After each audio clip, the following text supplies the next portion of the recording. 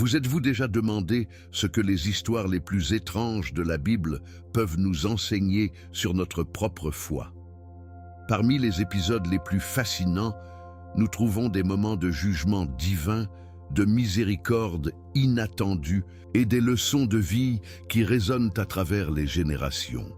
En explorant ces passages les plus étranges et puissants, comme le jugement de Sodome et Gomorrhe, le sacrifice de Jésus ou la rédemption de Noé, nous sommes défiés à réfléchir sur notre relation avec Dieu et avec les autres. Chaque histoire a quelque chose de profond à nous dire sur le pouvoir de Dieu, sa justice et sa miséricorde. Dans cette vidéo, nous allons plonger dans ces récits pour comprendre les leçons que nous pouvons appliquer à notre vie quotidienne. Ne manquez pas l'occasion de découvrir la profondeur de ces passages et comment ils peuvent renforcer votre foi. Dans l'Apocalypse 9, la vision des sauterelles provenant de l'abîme n'est pas simplement un récit étrange, mais un profond message spirituel sur le jugement divin et la guerre spirituelle qui se déroule silencieusement dans nos vies. Imaginez un instant le son des trompettes divines résonnant dans le ciel, annonçant l'arrivée de créatures terrifiantes, des sauterelles avec des corps de chevaux, des visages humains, des dents de lion et des queues de scorpions. Ces entités ne sont pas de simples insectes, mais des symboles puissants du mal et de la destruction. L'apparition de ces créatures, comme décrite dans le livre de l'Apocalypse, révèle un aspect de la foi souvent négligé. Elles ne viennent pas simplement pour effrayer, mais pour exercer un jugement sur ceux qui ont rejeté le sceau de Dieu. Le message est clair. Sans la protection divine, l'humanité est vulnérable aux puissances des ténèbres. Ces sauterelles ne sont pas là pour jouer, mais pour accomplir une mission divine de châtiment. Cependant, elles ne peuvent agir que dans les limites imposées par Dieu. C'est lui seul qui contrôle leur pouvoir, et ce n'est qu'en l'acceptant pleinement que l'on trouve la véritable liberté. Cette scène effrayante nous rappelle la réalité d'un combat spirituel qui dépasse ce que l'on voit avec nos yeux humains. C'est une guerre invisible, mais qui a des conséquences bien réelles dans notre quotidien. Ceux qui se trouvent sans le sceau de Dieu, symbolisant ceux qui ont refusé la foi et l'obéissance, se retrouvent exposés à cette puissance maléfique. Le message ici n'est pas de faire peur, mais d'éveiller une conscience spirituelle. Dieu est souverain et c'est par sa grâce que l'on est protégé des forces qui cherchent à nous détruire.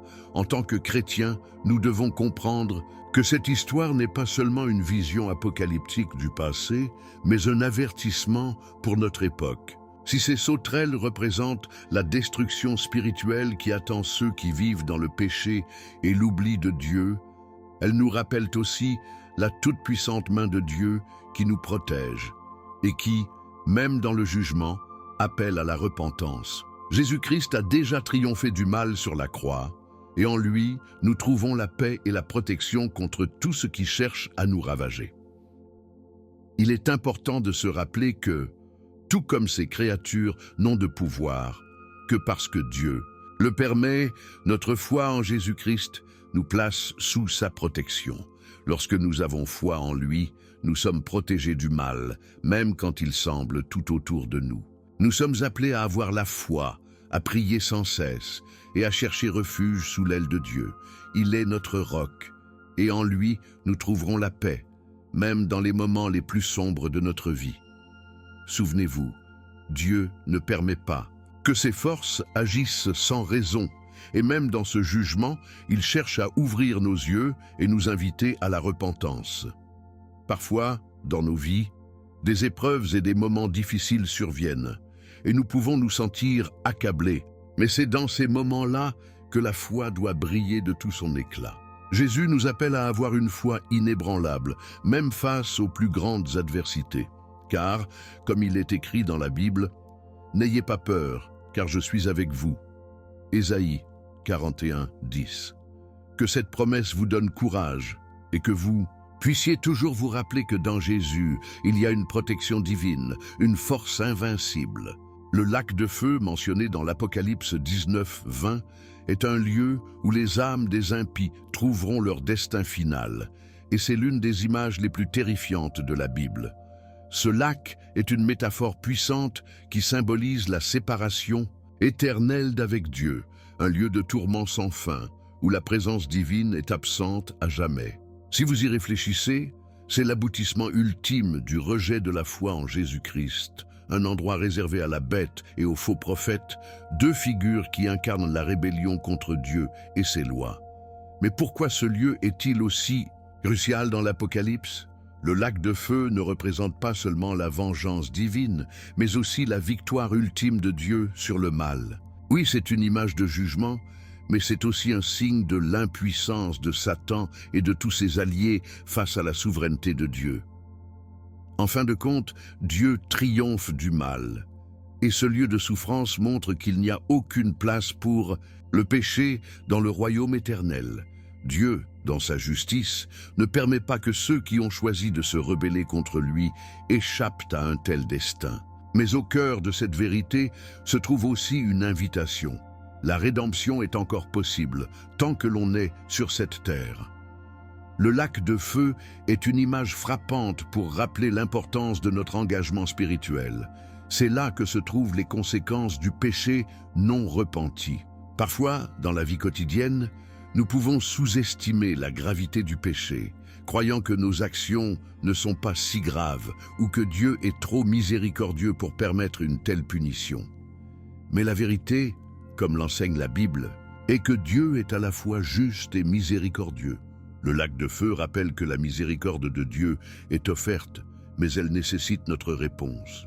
Cette rédemption s'accomplit par la foi en Jésus-Christ, celui qui a pris sur lui-même le péché du monde pour que nous puissions échapper à ce jugement terrible.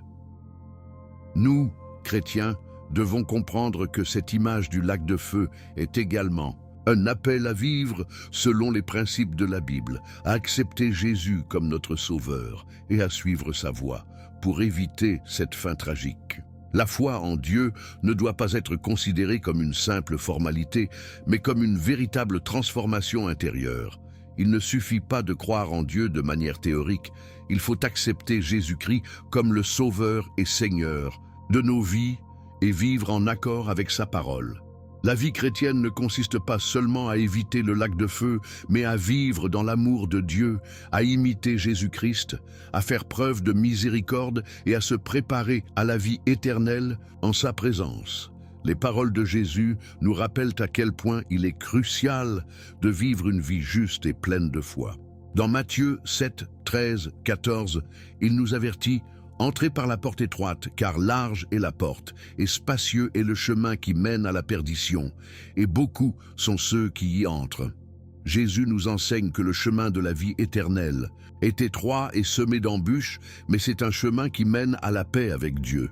En suivant ce chemin, nous évitons non seulement la séparation éternelle de Dieu, symbolisée par le lac de feu, mais nous découvrons aussi la joie d'une vie transformée par l'amour et la grâce de Dieu. Il est important de ne pas vivre dans la peur de ce destin final, mais de se concentrer sur l'espérance que Jésus-Christ nous offre. Le lac de feu nous montre la gravité du rejet de Dieu, mais plus encore, il nous rappelle que le salut est offert à tous ceux qui croient et acceptent la vérité de l'Évangile. La foi en Jésus, le Fils de Dieu, est la clé pour échapper à ce destin, et en lui, nous trouvons la vie éternelle. La question n'est pas de savoir si nous allons éviter le lac de feu, mais plutôt si nous allons accepter l'appel de Dieu à la rédemption et vivre en lui. C'est ainsi que ce passage de l'Apocalypse nous invite non seulement à réfléchir à notre destinée éternelle, mais aussi à chercher à vivre chaque jour dans la lumière de la foi, sous la protection et la grâce de Dieu. Nous avons encore le temps de nous tourner vers lui, de renouveler notre engagement et de suivre Jésus-Christ, car la grâce de Dieu est plus grande que tout. Alors, prenons chaque instant pour grandir dans notre foi et servir Dieu avec tout notre cœur, avant qu'il ne soit trop tard. La vision d'Ézéchiel dans la vallée des ossements secs est l'une des images les plus puissantes de la Bible. C'est une scène de désespoir absolu, où l'on voit des ossements éparpillés, sans vie, sans espoir de renaissance. Pourtant, à travers cette vision, Dieu nous révèle non seulement son pouvoir sur la mort, mais aussi sa capacité à restaurer ce qui semble irrémédiablement perdu. Quand Ézéchiel se tient au milieu de cette vallée, il est témoin d'une scène qui pourrait être considérée comme un symbole du peuple d'Israël dans son exil, brisé et sans avenir. Mais dans cette même vallée, Dieu va accomplir un miracle. À travers l'interrogation de Dieu à Ézéchiel, les ossements peuvent-ils revivre? Nous voyons l'invitation divine à la foi. C'est Dieu qui pose la question, mais c'est à nous de répondre par la foi, de croire que même dans les moments de profonde détresse, Dieu peut apporter la restauration. « Seigneur, tu sais », répond Ézéchiel, signifiant ainsi sa soumission à la sagesse divine. Cette réponse nous enseigne que parfois, nous ne comprenons pas pourquoi des situations difficiles nous arrivent, mais nous devons avoir foi que Dieu, lui seul, connaît la fin de l'histoire et a le pouvoir de restaurer ce qui est brisé. Dieu ordonne alors à Ézéchiel de prophétiser sur ces ossements, de leur dire « Ossements secs, écoutez la parole de l'Éternel. Voici, je fais entrer en vous un esprit et vous vivrez. » Et dans cette proclamation, la vie commence à se rétablir dans ces ossements. Ce miracle n'est pas simplement une résurrection physique, mais une restauration spirituelle. C'est un appel à comprendre que Dieu a le pouvoir de redonner vie non seulement au corps, mais aussi à nos esprits, à nos âmes fatiguées, à nos espoirs brisés. Ce passage est profondément encourageant pour ceux d'entre nous qui traversent des moments difficiles. Parfois, nous nous sentons comme ces ossements, désespérés, brisés et abandonnés. Mais la réponse de Dieu à notre souffrance est claire. Je peux te restaurer, je peux redonner vie à ce qui est mort. La vallée des ossements secs nous rappelle que Dieu peut agir même dans nos situations les plus désespérées. Peut-être que vous êtes confronté à une relation brisée, à une carrière sans issue ou à une santé déclinante. Peut-être que vous avez l'impression que tout est perdu. Mais ce passage nous assure que par la foi en Dieu, il peut restaurer tout ce qui semble sans espoir. Le même Dieu qui a redonné vie à ces ossements peut aussi redonner vie à vos rêves, à vos projets et même à votre foi. La résurrection des ossements secs représente aussi la restauration du peuple d'Israël, un peuple déporté, brisé, sans terre, mais à travers l'action divine, un peuple sera de nouveau rassemblé et restauré. C'est une image puissante de la rédemption et du pardon que Dieu offre à tous ceux qui sont brisés par le péché. Il est le Dieu qui restaure, le Dieu qui redonne vie. Dans Ézéchiel 37, 14, Dieu dit « Je mettrai mon esprit en vous et vous vivrez ». Il n'est jamais trop tard pour que Dieu fasse une œuvre nouvelle dans votre vie. Et il désire vous renouveler et vous redonner la force pour continuer. Cela nous montre que Dieu peut restaurer ce que nous considérons comme irrémédiablement perdu. Peut-être que vous vous sentez épuisé spirituellement, comme si vos os étaient secs, mais Dieu vous dit aujourd'hui qu'il peut insuffler sa vie en vous à nouveau. Tout comme dans la vallée d'Ézéchiel, il a le pouvoir de redonner vie à ce qui semble mort, alors n'ayez pas peur de lui apporter vos fardeaux. Si vous vous sentez spirituellement vide ou distant de Dieu, sachez qu'il peut redonner vie à votre foi et vous remplir de son esprit. Et la meilleure partie, ce n'est pas seulement pour le peuple d'Israël, mais pour nous tous. Jésus-Christ est venu pour nous offrir une vie nouvelle, pour restaurer nos âmes fatiguées et pour nous offrir la promesse de la résurrection. Ce passage d'Ézéchiel, bien que centré sur la restauration d'Israël, est un témoignage de l'amour incommensurable de Dieu pour chacun de nous. Peu importe où vous en êtes dans votre vie spirituelle, Dieu peut vous restaurer. Prenez courage et croyez en sa capacité à insuffler la vie, là où il semble n'y avoir que des ossements secs. Les bêtes de l'Apocalypse, telles que décrites dans Apocalypse 13, représentent des forces spirituelles et politiques puissantes, corrompues et oppressives, qui exercent une grande influence sur le monde dans les derniers temps. Dans cette vision, l'apôtre Jean voit deux bêtes, l'une sortant de la mer, l'autre de la terre. La première, la bête de la mer, est souvent interprétée comme représentant un empire mondial ou un système de gouvernance qui s'élève contre Dieu. Elle est dotée de pouvoirs terrifiants.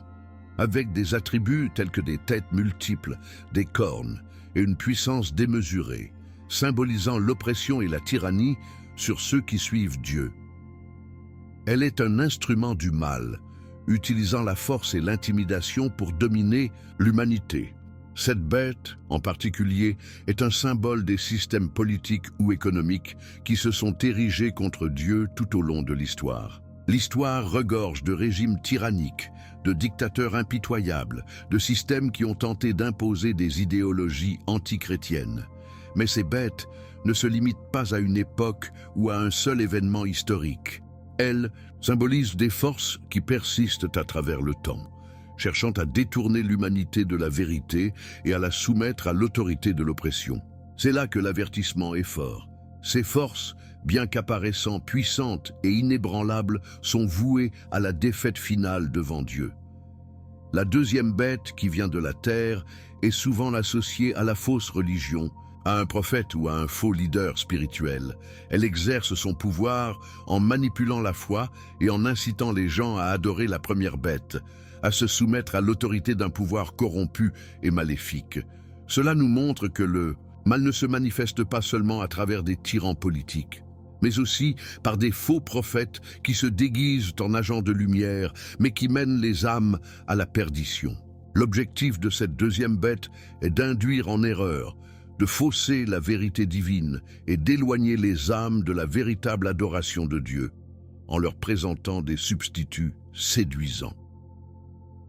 Dans cette vision, Jean nous avertit aussi du danger du marque de la bête, un symbole mystique que les gens seront forcés de recevoir, symbolisant leur allégeance à la bête et à son système. La marque, inscrite sur la main ou sur le front, est une image de soumission totale à un pouvoir maléfique, un pouvoir qui cherche à prendre le contrôle total sur les individus, leurs pensées et leurs actions. Ce passage soulève une question importante pour chaque chrétien. Sommes-nous prêts à faire face à de tels systèmes de corruption? Sommes-nous prêts à rester fidèles à notre foi, même si cela signifie être rejetés par le monde ou persécutés pour notre croyance en Jésus-Christ? Ce texte nous incite à réfléchir à notre propre fidélité à Dieu. Il ne s'agit pas seulement de se méfier des puissances externes, mais aussi d'examiner notre propre cœur pour voir si nous succombons à des compromis spirituels. Parfois, dans notre vie quotidienne, des bêtes apparaissent sous des formes moins évidentes. Les compromis, les idolâtries, les fausses doctrines qui cherchent à nous éloigner de la vérité de la Bible. Chaque décision que nous prenons peut soit nous rapprocher de Dieu, soit nous éloigner de sa volonté. Il est donc crucial de rester vigilant et de cultiver une foi solide qui repose sur les Écritures.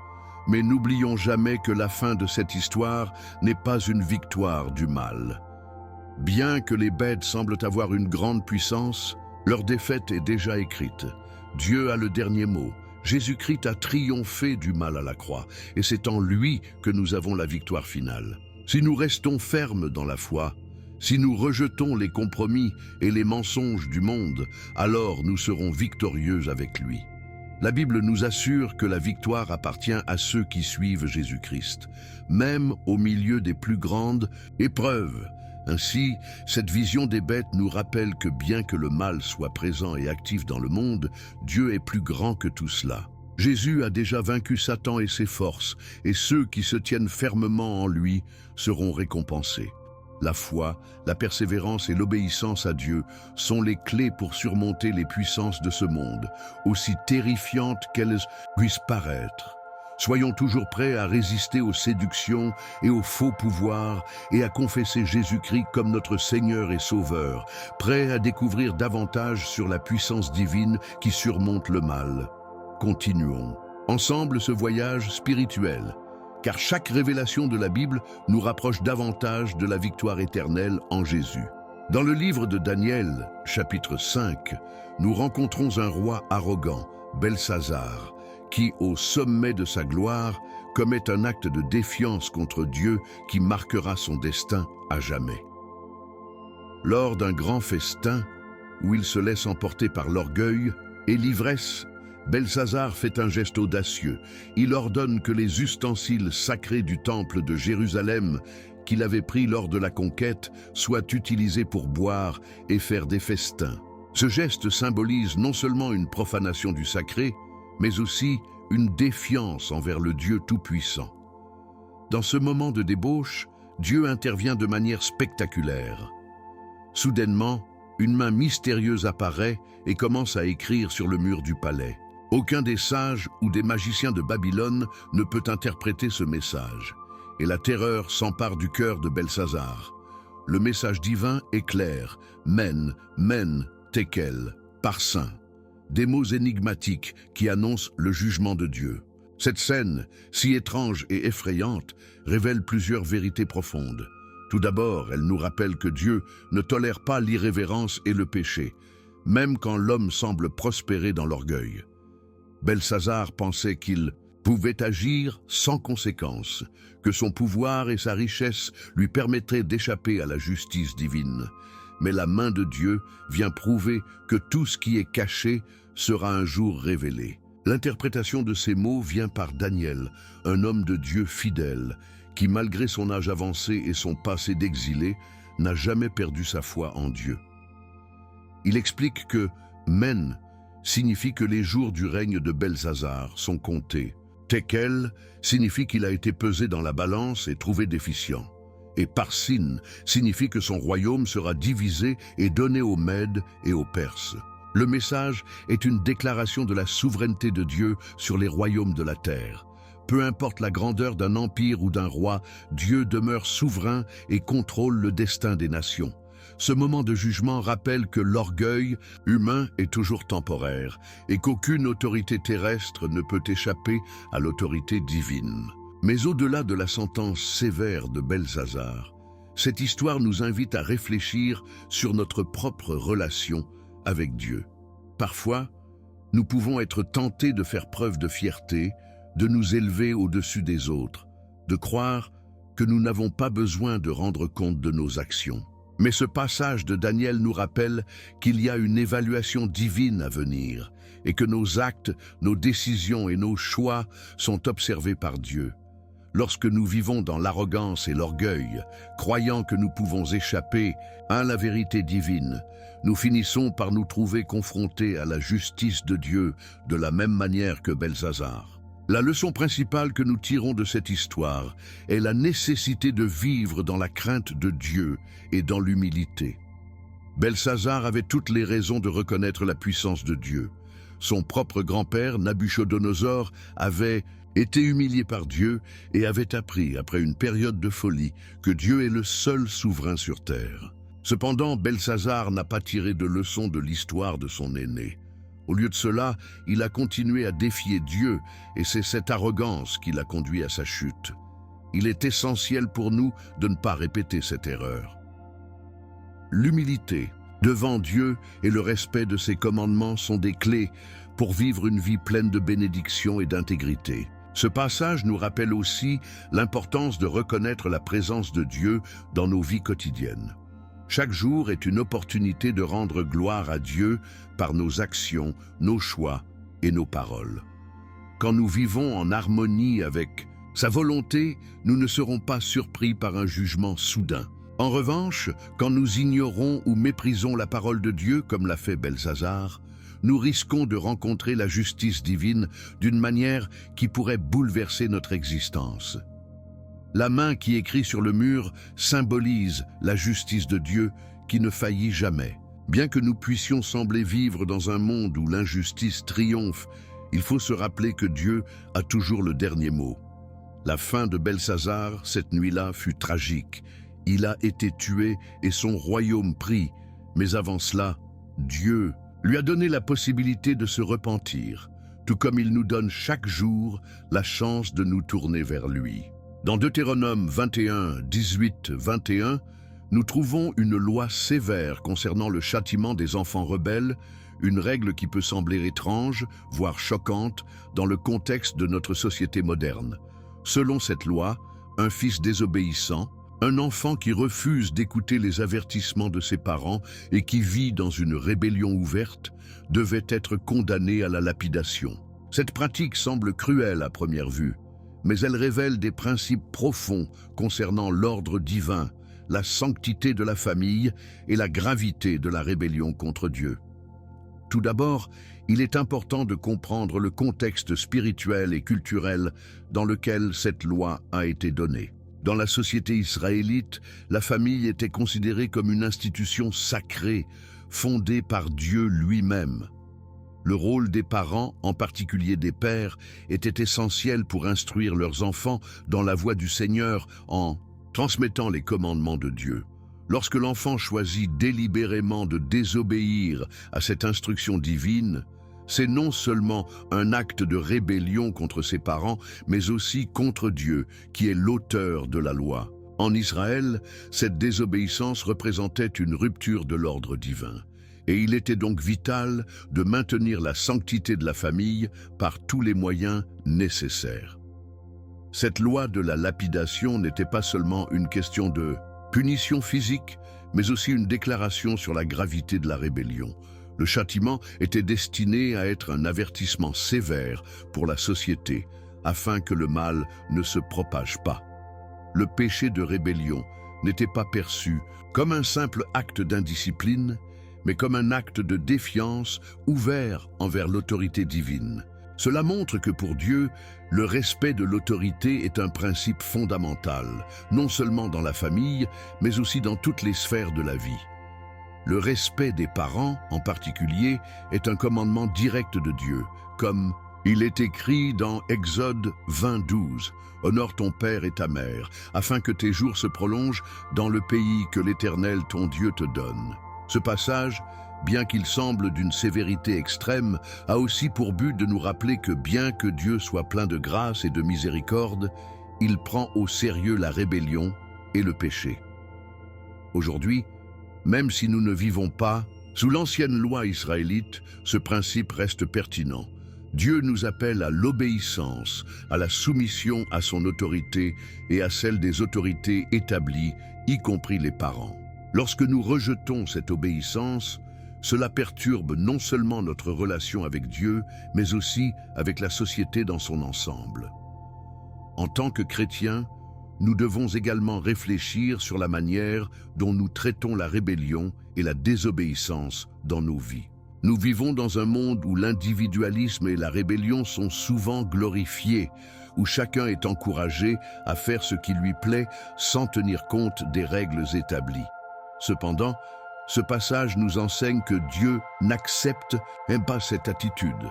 L'obéissance à ses commandements est essentielle, et bien que nous ne soyons pas sous la loi mosaïque, la vérité fondamentale demeure. La désobéissance conduit à des conséquences graves, non seulement pour nous-mêmes, mais aussi pour ceux qui nous entourent. Cela ne veut pas dire que nous devons être sévères et durs envers ceux qui se rebellent. L'évangile de Jésus-Christ nous enseigne la grâce, le pardon et la réconciliation. Pourtant, nous ne devons jamais minimiser la gravité de la désobéissance spirituelle. La Bible nous appelle à réprimander dans l'amour, à corriger dans la sagesse, mais aussi à rappeler les conséquences du péché. La grâce de Dieu est toujours disponible, mais elle ne nous donne pas le droit de vivre dans la rébellion. Dieu veut que nous vivions en harmonie avec sa volonté, en obéissant à ses lois, non par crainte du châtiment, mais par amour et respect pour lui.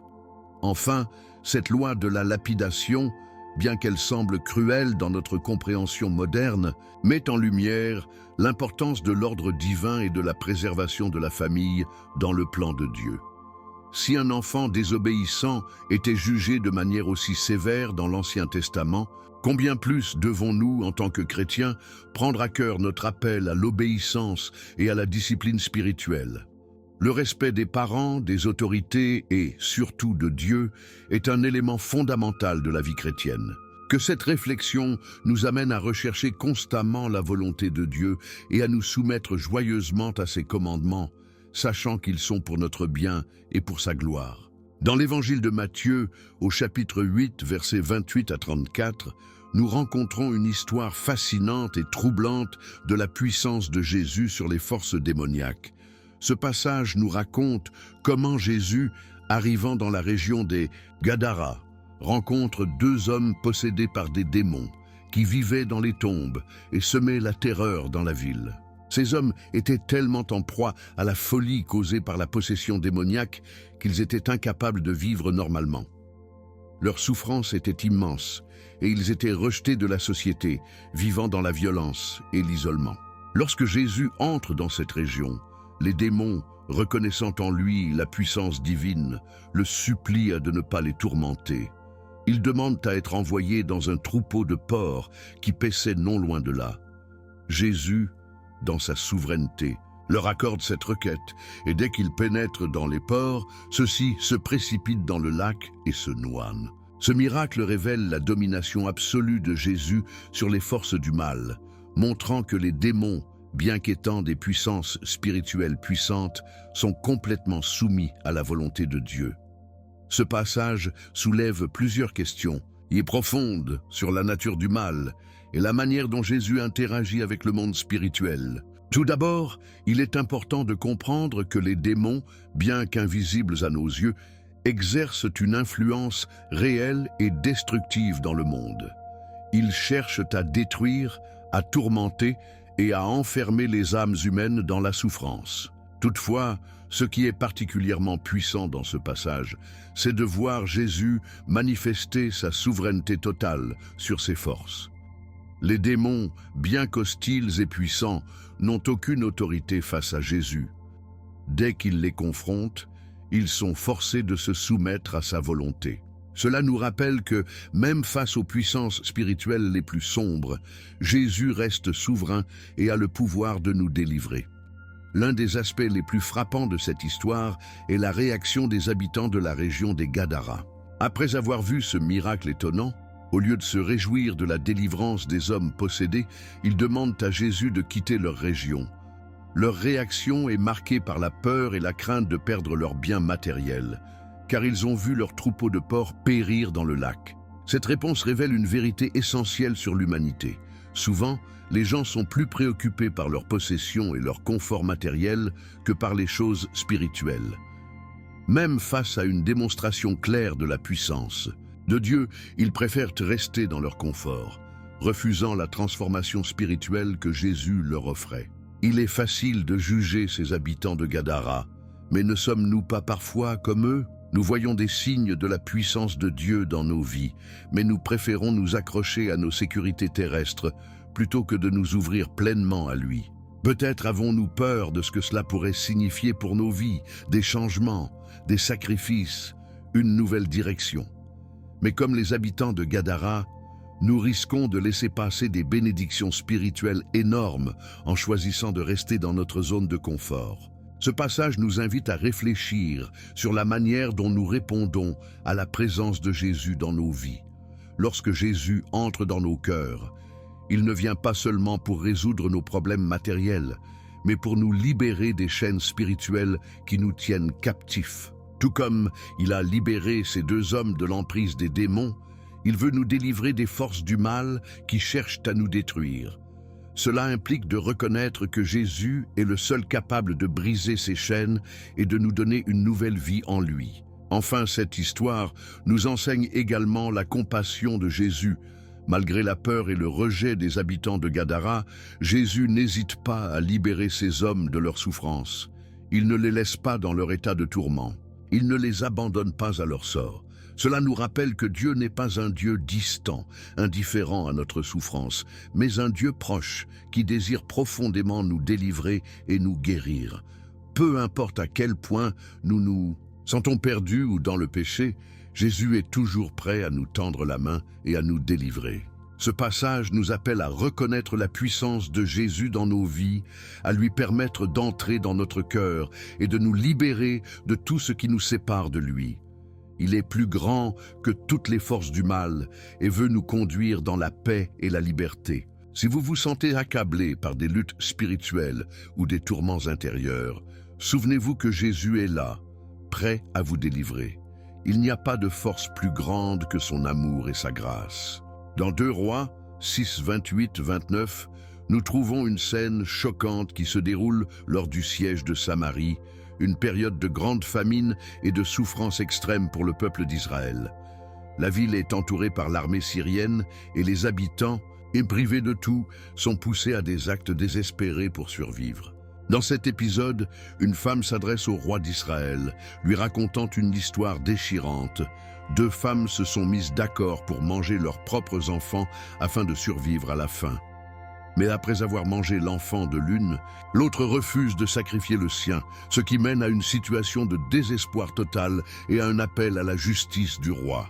Cette scène est l'une des plus terribles dans l'Ancien Testament et met en lumière la profondeur de la dégradation humaine lorsque l'on est séparé de la providence de Dieu.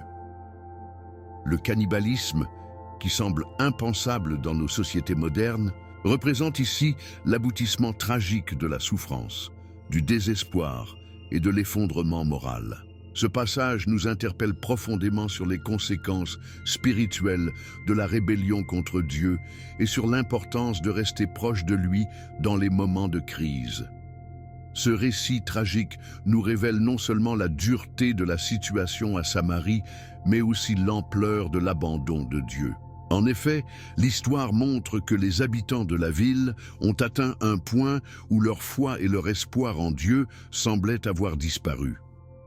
Le siège, symbolisant à la fois une épreuve physique et spirituelle, met en lumière la réalité de ce qui se passe lorsque nous, en tant qu'individus et nations, nous détournons de Dieu.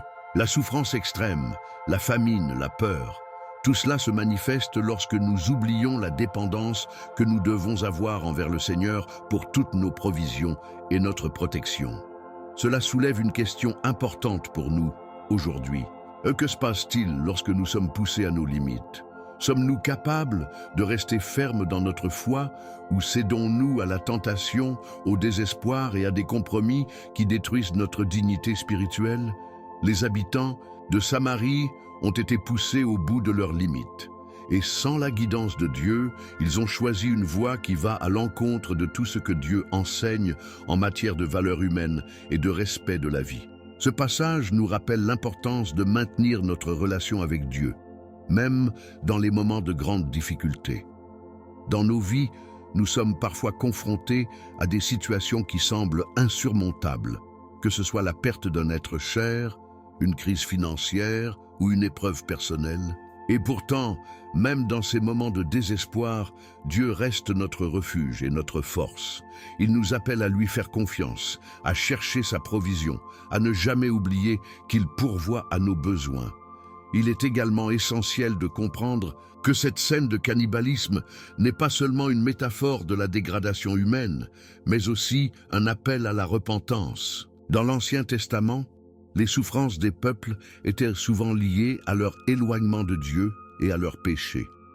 Les actes désespérés des habitants de Samarie sont le reflet de l'isolement spirituel dans lequel ils se trouvent.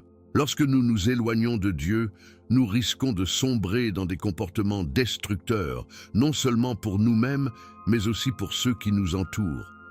Le péché, qu'il soit personnel ou collectif, conduit toujours à des conséquences tragiques. Cependant, la Bible nous enseigne aussi que Dieu ne veut pas que nous périssions dans notre souffrance. Il nous appelle à la repentance et nous offre toujours la possibilité de revenir à lui, même lorsque nous avons fait des choix qui nous ont éloignés de sa volonté.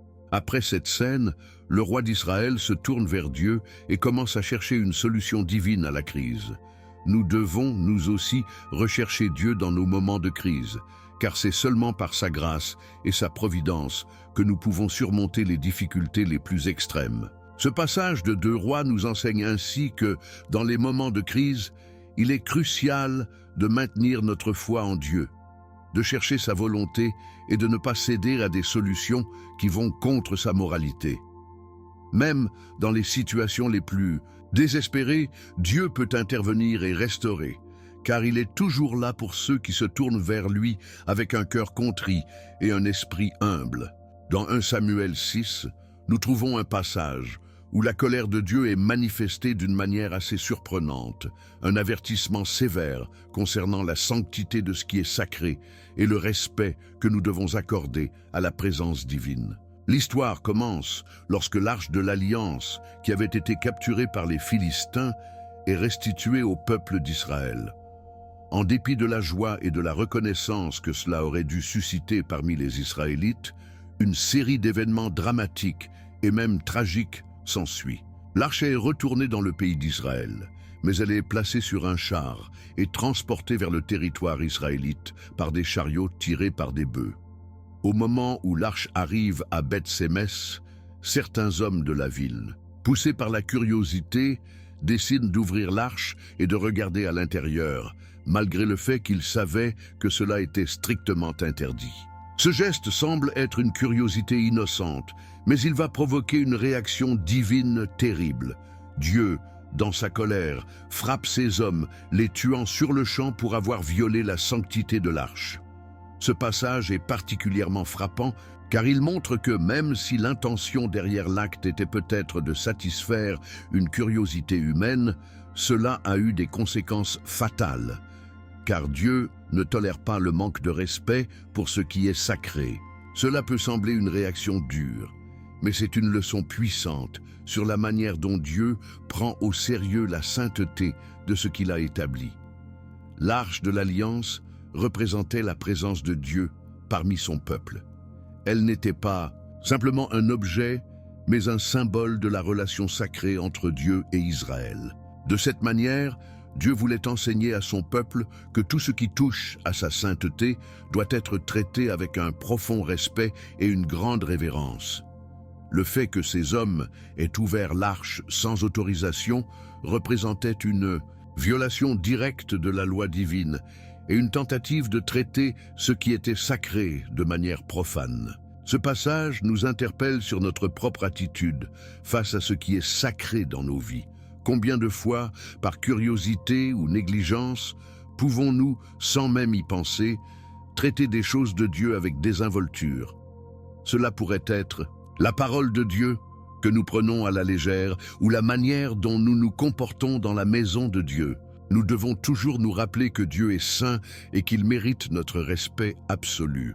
La curiosité humaine, bien qu'elle soit naturelle, ne doit jamais nous amener à violer les principes de respect et de révérence qui entourent la présence divine. Cela soulève aussi une question importante pour nous en tant que chrétiens.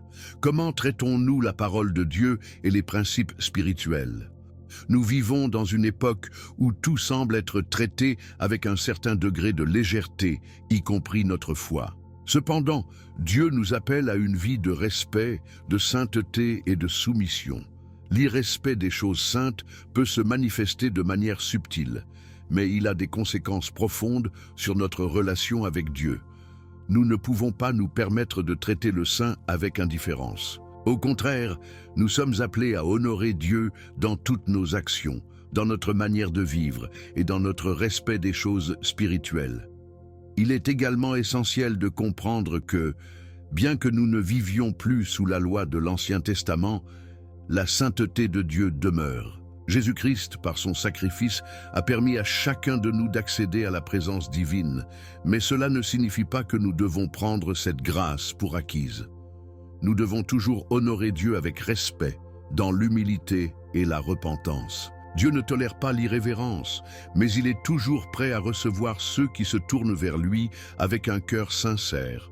Enfin, ce passage de 1 Samuel nous rappelle l'importance de vivre une vie qui honore Dieu et qui respecte ce qui est saint. Cela inclut notre manière de traiter la parole de Dieu, de nous comporter dans la maison de Dieu, et même de respecter sa volonté dans nos vies quotidiennes.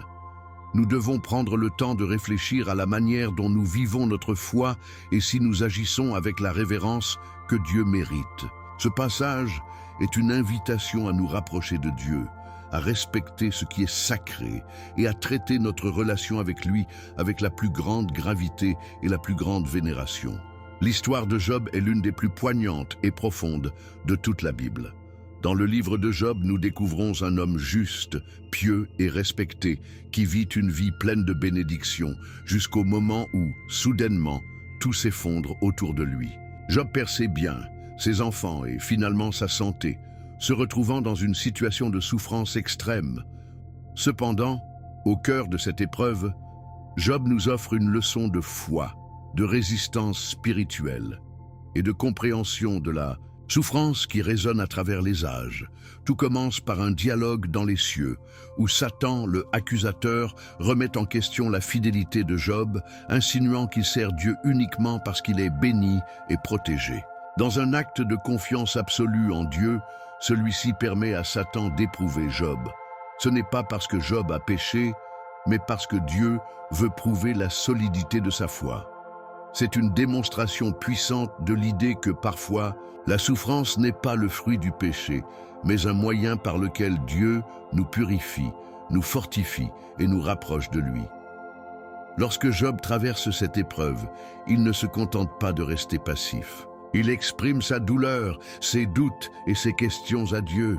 Il se questionne sur le sens de sa souffrance, cherchant à comprendre pourquoi une personne juste comme lui devrait souffrir ainsi. Mais, en dépit de ses tourments, Job ne maudit jamais Dieu. Au contraire, il se tourne vers lui, exprime son désespoir, mais maintient sa foi. Cette attitude face à la souffrance est un modèle pour nous. Job ne cherche pas des réponses faciles ou superficielles. Il cherche Dieu dans sa douleur. Il nous montre que dans les moments de souffrance, il est normal de poser des questions, d'être en proie au doute, mais il nous enseigne aussi que la foi authentique réside dans le fait de continuer à chercher Dieu même quand tout semble perdu. Les amis de Job qui viennent pour lui offrir du réconfort adoptent une attitude différente. Ils insistent sur le fait que la souffrance de Job doit être une conséquence de son péché, un châtiment divin. Ils interprètent ces épreuves comme un signe de la colère de Dieu.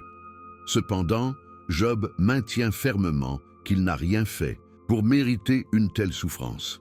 Cette différence d'approche entre Job et ses amis nous enseigne que parfois les causes de nos souffrances ne sont pas toujours visibles ou compréhensibles. Dieu n'est pas obligé de nous expliquer chaque détail de notre épreuve et nous devons apprendre à lui faire confiance, même sans réponse immédiate. Finalement, Dieu se révèle à Job dans un tourbillon, lui rappelant sa grandeur, sa sagesse infinie et sa souveraineté sur toute la création. Dieu ne donne pas à Job une explication détaillée de sa souffrance, mais lui révèle sa propre majesté et lui montre qu'il est au contrôle de tout, même des aspects les plus incompréhensibles de la vie humaine. Ce moment est un tournant pour Job. Bien qu'il ait posé de nombreuses questions et cherché des réponses, il reconnaît que la connaissance de Dieu dépasse tout ce qu'il pouvait imaginer. En fin de compte, Job se repent de son manque de compréhension et se soumet à la volonté divine. Il trouve la paix dans la reconnaissance que Dieu est souverain et que même dans la souffrance, Dieu ne perd jamais le contrôle. L'histoire de Job nous rappelle que la souffrance fait partie de l'expérience humaine. Nous vivons dans un monde brisé et la souffrance touche tout le monde, croyant comme non-croyant. Mais ce que l'histoire de Job nous enseigne, c'est que la souffrance n'est pas la fin. Elle peut être une voie vers une plus grande proximité avec Dieu, une plus grande humilité et une foi plus profonde. Job, après avoir traversé cette épreuve, est restauré par Dieu et béni davantage qu'avant.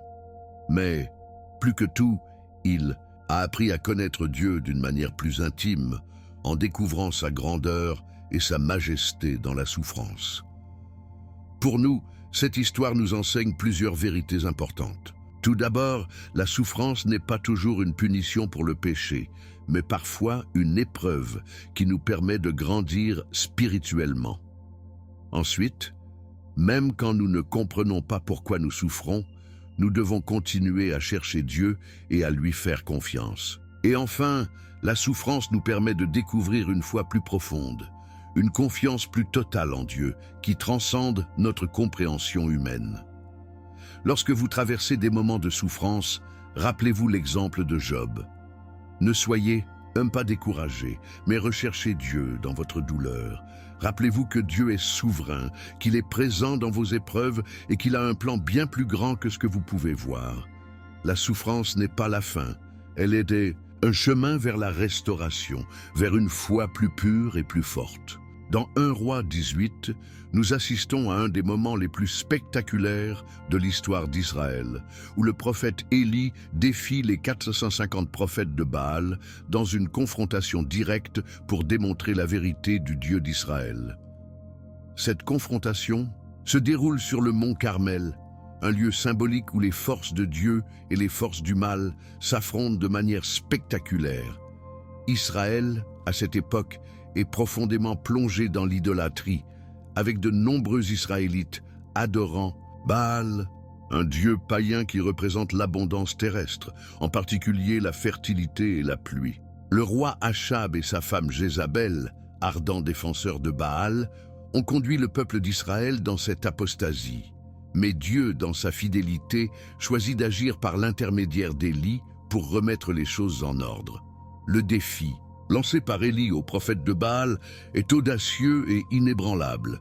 Il leur propose de préparer un sacrifice sur un autel sans y mettre de feu. Le Dieu qui répond par le feu est le vrai Dieu. Les prophètes de Baal, en nombre écrasant de 450, se mettent alors à invoquer Baal toute la journée, dansant, criant et se mutilant, espérant que leur Dieu enverra le feu pour consumer l'offrande. Mais rien ne se passe. La terre reste calme et aucun feu ne descend du ciel. Ce silence pendant toute la journée met en lumière l'impuissance de Baal et la vanité de toute adoration idolâtre.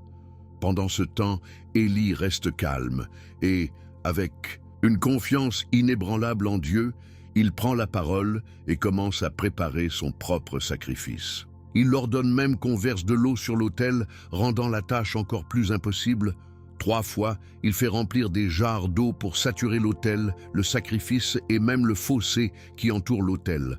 Ce geste est une déclaration de foi audacieuse, car cela rend la situation encore plus désespérée si l'on considère que le feu doit descendre du ciel pour allumer un sacrifice trempé. Mais Élie ne doute pas. Il prie alors Dieu d'envoyer le feu, de prouver qu'il est le seul vrai Dieu et de ramener le peuple d'Israël à lui. Et Dieu répond. Aussitôt qu'Élie termine sa prière, le feu de Dieu descend du ciel, consumant l'ensemble du sacrifice, l'autel et même l'eau qui entoure l'autel. Cette démonstration spectaculaire de la puissance divine laisse le peuple d'Israël sans voix. Et tous se prosternent en disant « L'Éternel, c'est lui qui est Dieu. L'Éternel, c'est lui qui est Dieu. » Ce moment de gloire pour Dieu est également un moment de jugement pour les prophètes de Baal, qui sont immédiatement capturés et exécutés. Ce n'est pas seulement un triomphe pour Élie, mais un message clair envoyé à tout Israël. Il n'y a qu'un seul Dieu, digne de louange et de dévotion, et tout autre Dieu est une fausse illusion. Ce passage du défi d'Élie et des prophètes de Baal nous offre plusieurs leçons profondes pour notre vie spirituelle aujourd'hui. Tout d'abord, il nous rappelle l'importance de la fidélité à Dieu, même face à la pression de la culture qui nous entoure. Israël, à cette époque, était envahi par l'idolâtrie et beaucoup de gens se sont éloignés de Dieu pour adorer d'autres dieux. Aujourd'hui, nous vivons également dans un monde où de nombreuses idoles, qu'elles soient matérielles, personnelles ou idéologiques, tentent de détourner notre attention et notre adoration de Dieu. Le défi d'Élie nous rappelle que toute autre forme d'adoration est vide et sans pouvoir. Il est essentiel de ne pas céder aux sirènes des faux dieux de notre époque, mais de rester fidèle à celui qui est véritablement digne de notre adoration. Ensuite, l'histoire d'Élie et des prophètes de Baal nous enseigne aussi la puissance de la prière. Élie ne se fie pas à sa propre force, mais à la puissance de Dieu pour accomplir l'impossible. En mettant toute sa confiance en Dieu, même dans une situation qui semblait perdue, Élie nous montre que Dieu est capable d'accomplir des miracles, même dans des circonstances qui défient la logique humaine. La prière d'Élie, bien que brève, est un modèle de foi pure et de dépendance totale en Dieu. Nous devons apprendre à prier avec la même confiance en la puissance de Dieu, sachant qu'il peut tout accomplir, peu importe la difficulté de notre situation. Enfin, cet épisode nous montre que Dieu répond à ceux qui sont fidèles et qui placent leur confiance en lui. Parfois, nous pouvons être tentés de douter de l'efficacité de notre foi ou de notre prière, surtout quand les choses semblent aller de travers. Mais Dieu n'a pas changé. Il est toujours aussi puissant, toujours aussi fidèle, et il répond toujours à ceux qui cherchent sa gloire et non la leur. Comme Élie, nous devons nous tenir fermes dans notre foi, ne pas être influencés par les idolâtries modernes qui nous entourent, et toujours croire en la capacité de Dieu à intervenir dans nos vies. Le défi d'Élie nous appelle à revendiquer la puissance de Dieu dans nos vies, à rejeter toute forme d'idolâtrie et à prier avec foi et assurance. Dans Genèse 19, nous assistons à l'une des scènes les plus dramatiques et terrifiantes de l'Ancien Testament, la destruction des villes de Sodome et Gomorrhe. Ces deux villes étaient connues pour leur péché extrême, leur débauche et leur immoralité. L'histoire commence lorsque Dieu, ayant vu la corruption et la violence des habitants, décide de détruire ces villes en raison de leur méchanceté. Avant de procéder, Dieu envoie 2 anges à Sodome pour avertir le juste Lot, qui vit dans la ville avec sa famille, afin de les sauver avant que le jugement ne s'abatte sur ces cités. Lorsque les anges arrivent à Sodome, Lot les reçoit chez lui, et c'est alors que les habitants de la ville, poussés par leur perversion, tentent de violer les visiteurs. Cet événement montre à quel point la corruption morale de Sodome était profonde.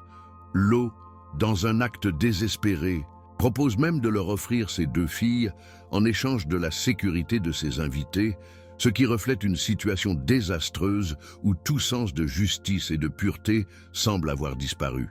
Ce geste choquant de Lot met en lumière la gravité du péché qui régnait à Sodome. Les anges interviennent pour protéger Lot et sa famille et leur ordonnent de fuir la ville sans se retourner, car le jugement de Dieu est imminent. Dieu, dans sa justice, détruit les villes de Sodome et Gomorrhe en faisant pleuvoir du feu et du soufre du ciel. Ces villes sont anéanties, et tout ce qui se trouve à l'intérieur est consumé. Cependant, l'histoire ne se termine pas sans un dernier avertissement. La femme de Lot, malgré l'instruction de ne pas se retourner, regarde en arrière et devient une statue de sel. Ce geste symbolise non seulement un manque d'obéissance, directe à l'ordre divin, mais aussi une attache émotionnelle aux anciennes choses, au péché passé.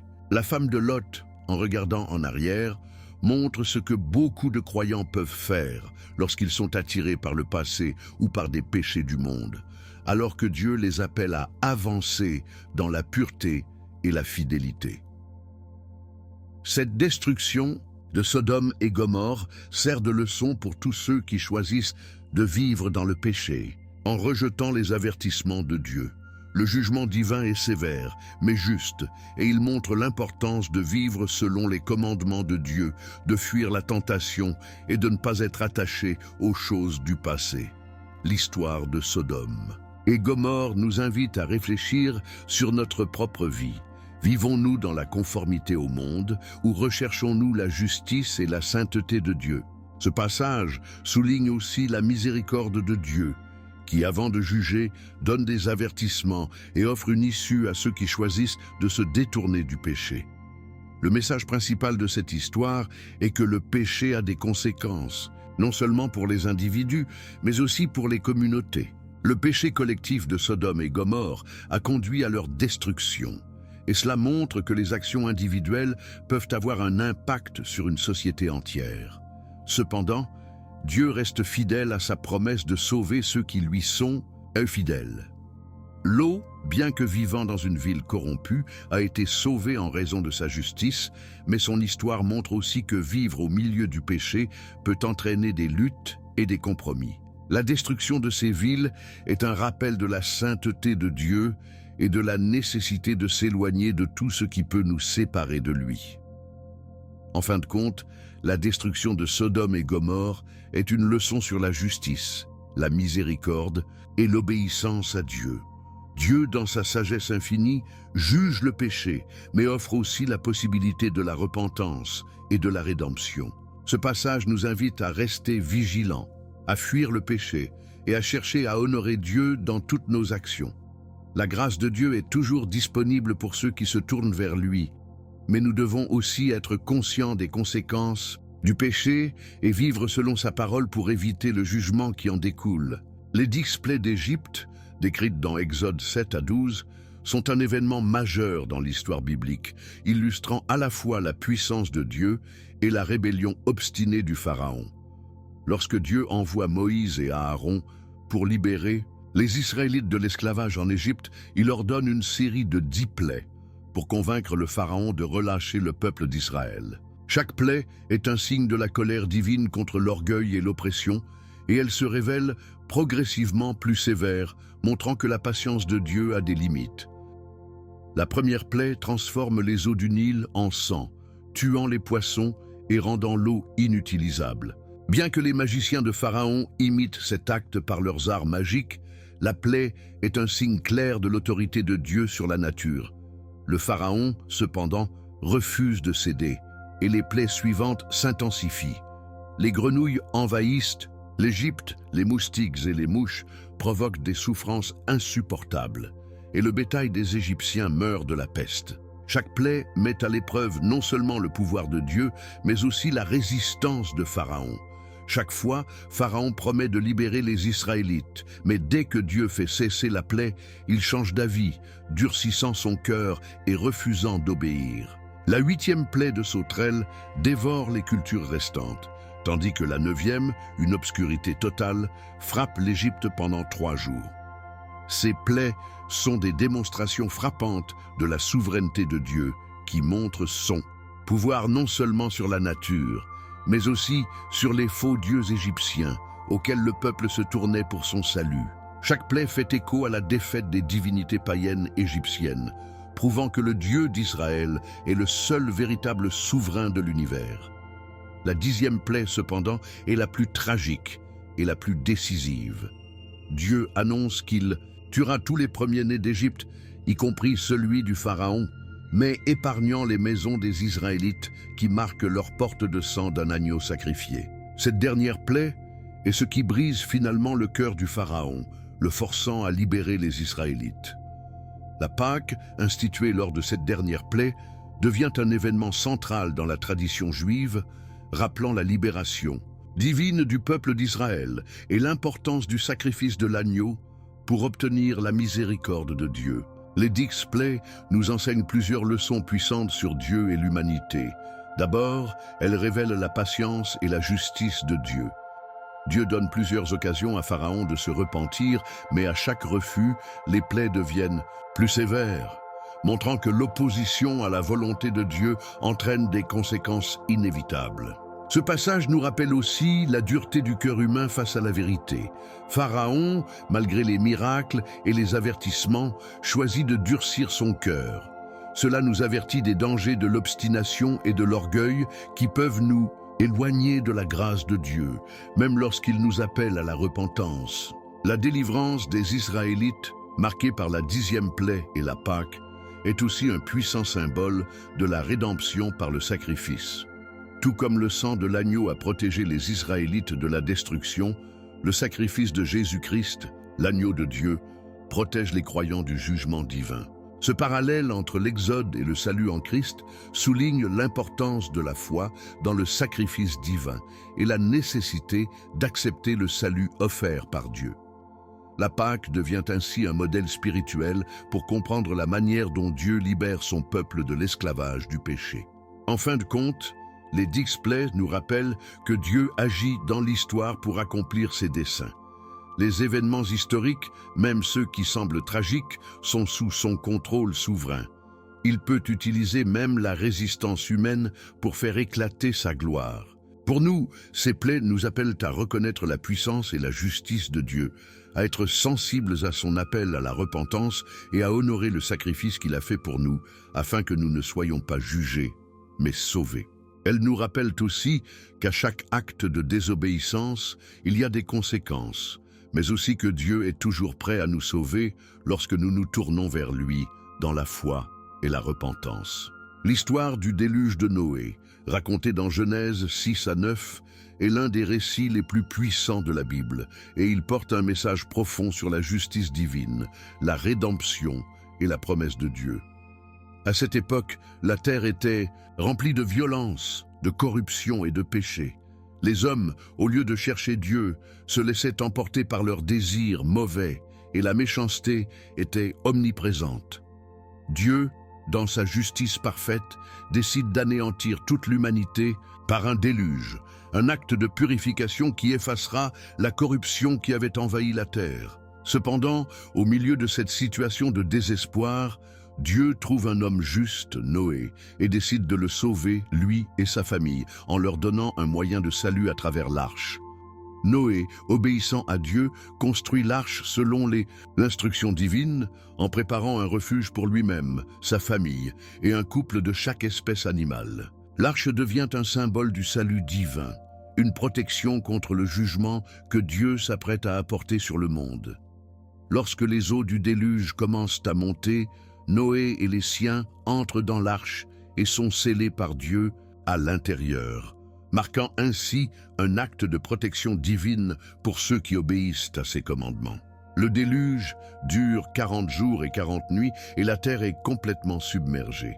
Tout ce qui n'est pas dans l'arche périt, soulignant la sévérité du jugement divin et la nécessité de se tourner vers Dieu pour obtenir la protection. Après, le déluge. Lorsque les eaux se retirent et que la terre commence à sécher, Noé et sa famille sortent de l'arche et Dieu leur donne une nouvelle promesse. Il ne détruira plus jamais la terre par un déluge. Le signe de cette promesse est l'arc-en-ciel, un symbole visible de la fidélité de Dieu envers son peuple. Le déluge, bien qu'un acte de jugement, est aussi une démonstration de la miséricorde de Dieu envers ceux qui lui sont fidèles. La purification de la terre par l'eau est un acte de justice divine, mais aussi une préparation pour un avenir renouvelé, où ceux qui obéissent à Dieu peuvent vivre dans la paix et la bénédiction. Ce passage du déluge nous enseigne plusieurs leçons profondes. Tout d'abord, il nous rappelle que Dieu est juste et que le péché, à un moment donné, doit faire face à un jugement. La violence et la corruption qui régnaient sur la terre étaient insupportables aux yeux de Dieu, et il n'a pas permis que le mal continue à se propager sans réponse. Cependant, le déluge n'est pas simplement une destruction, mais une purification. C'est un acte de rédemption pour ceux qui obéissent à Dieu, et cela nous montre que, même dans les moments les plus sombres, Dieu reste fidèle à ses promesses et offre toujours une voie de salut. Le déluge nous rappelle aussi l'importance de l'obéissance. Noé est un exemple de foi et de fidélité. Il n'a pas douté des promesses de Dieu, même lorsque tout semblait absurde à ses yeux. Construire une grande arche alors qu'il n'y avait aucune pluie en vue exigeait une confiance totale en Dieu. De la même manière, nous sommes appelés à obéir aux commandements de Dieu, même lorsque cela peut sembler difficile ou illogique selon les standards humains. L'obéissance à Dieu ouvre la porte à sa protection et à ses bénédictions, tout comme l'obéissance de Noé lui a permis d'être sauvé avec sa famille. Le signe de l'arc-en-ciel, donné après le déluge, est une promesse de Dieu envers l'humanité. Il représente non seulement la fin du jugement, mais aussi l'espérance d'une nouvelle alliance entre Dieu et son peuple. Le déluge montre la gravité du péché et des conséquences qui en découlent, mais l'arc-en-ciel, en revanche, est un symbole de la grâce et de la miséricorde de Dieu. Dieu, dans sa justice, n'oublie jamais de faire preuve de miséricorde, offrant une nouvelle chance à l'humanité. Ce signe est un rappel constant que Dieu garde ses promesses et qu'il est fidèle, même dans nos moments les plus difficiles. Enfin, le déluge nous invite à réfléchir sur notre propre relation avec Dieu. Sommes-nous prêts à écouter ses avertissements et à lui obéir, même lorsque tout semble aller bien autour de nous? Comme Noé, nous sommes appelés à marcher dans la droiture, à écouter la voix de Dieu et à répondre à son appel. Dieu, dans sa sagesse infinie, a utilisé le déluge pour purifier la terre et pour sauver un petit groupe fidèle. De la même manière, il nous appelle aujourd'hui à être une lumière dans un monde de ténèbres et à nous préparer pour ce qui est à venir. La grâce de Dieu est offerte à tous ceux qui se tournent vers lui, mais nous devons être prêts à entrer dans l'arche du salut qu'il nous offre à travers Jésus-Christ, l'agneau de Dieu. L'histoire de Jonas dans les premiers chapitres de son livre, est un exemple frappant de la grâce divine et de la miséricorde, même envers ceux qui semblent les moins dignes. Jonas, prophète de Dieu, reçoit l'ordre de se rendre à Ninive, la capitale de l'Empire assyrien, pour avertir ses habitants de leurs péchés et les appeler à la repentance. Cependant, au lieu de suivre l'appel de Dieu, Jonas choisit de fuir dans la direction opposée, en prenant un bateau vers Tarsis. Ce geste de désobéissance soulève immédiatement une question. Pourquoi Jonas refuse-t-il d'obéir à Dieu? Bien que les Assyriens aient été connus pour leur cruauté et leurs péchés, Jonas semble craindre que Dieu ne fasse preuve de miséricorde envers eux, ce qui pourrait les sauver. Jonas, dans sa fuite, est confronté à une violente tempête. Les marins, paniqués, essaient de sauver le navire, mais Jonas, reconnaissant sa propre responsabilité dans la tempête, leur demande de le jeter à la mer pour calmer les eaux. Lorsqu'ils obéissent, la tempête se calme immédiatement. Ce moment de grande crise est également un point tournant pour Jonas. Il apprend que fuir la volonté de Dieu mène à des conséquences non seulement pour soi, mais aussi pour ceux qui nous entourent. Il est jeté à la mer et, au lieu de sombrer dans l'oubli, il est englouti par un grand poisson, un acte qui semble à la fois être une punition et une forme de salut. Dans le ventre du poisson, Jonas vit 3 jours et 3 nuits, un temps d'isolement et de réflexion intense. Pendant cette période, il prie Dieu dans un acte de repentance sincère. Son cœur, rempli de souffrance et de reconnaissance, exprime sa repentance et son engagement à accomplir la volonté divine. Dans sa prière, Jonas reconnaît la souveraineté de Dieu et son pouvoir absolu sur toute la création. Il déclare « Quand j'ai été jeté dans l'abîme, je croyais que j'étais perdu, mais tu m'as sauvé. » Cette expérience dans le ventre du poisson devient une métaphore de la grâce de Dieu qui nous offre toujours une chance de nous repentir, même lorsque nous semblons être dans les ténèbres les plus profonds. La prière de Jonas est un tournant dans son parcours. Après sa prière, Dieu ordonne au poisson de le vomir sur la terre ferme. Ce geste, bien que choquant, symbolise la 2e chance que Dieu donne à Jonas. Il est maintenant prêt à obéir à l'appel de Dieu et se rend à Ninive, où il proclame le message de repentance. L'acceptation de Jonas de sa mission marque une transformation importante. Il ne fuit plus, mais il obéit, proclamant le jugement divin et l'appel à la repentance. La ville de Ninive, malgré sa réputation de cruauté, répond positivement à l'appel de Jonas. Les habitants, du roi au plus humble, se repentent sincèrement de leurs péchés et Dieu, dans sa grande miséricorde, détourne son jugement. L'histoire de Jonas nous enseigne plusieurs leçons puissantes. Tout d'abord, elle montre que fuir la volonté de Dieu ne conduit jamais à la paix. Jonas pensait échapper à la mission que Dieu lui avait confiée, mais il découvre que la volonté de Dieu, bien que parfois difficile à accepter, est la seule voie vers la véritable paix. Ensuite, l'histoire nous rappelle que Dieu est un Dieu de seconde chance. Même lorsque nous nous égarons, Dieu nous offre la possibilité de revenir à lui, comme il l'a fait avec Jonas. Dieu ne nous abandonne pas dans nos moments de rébellion. Au contraire, il nous poursuit avec une grâce infinie.